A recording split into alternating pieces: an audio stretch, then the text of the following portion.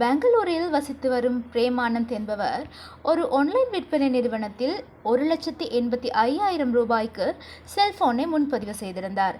அதன்படி நேற்று முன்தினம் அவர் முன்பதிவு செய்த செல்போன் குரியர் மூலமாக கிடைக்கும் என்று தெரிவிக்கப்பட்டிருந்தது.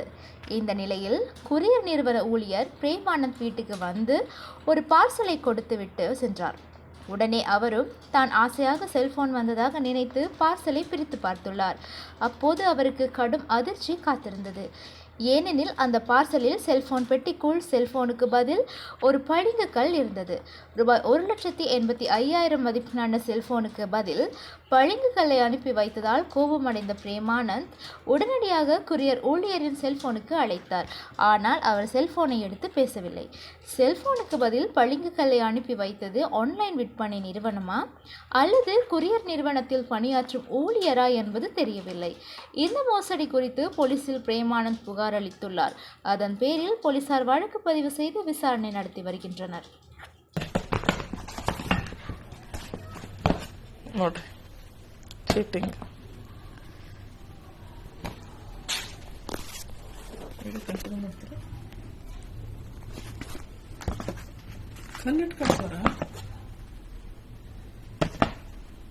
How cheating it is.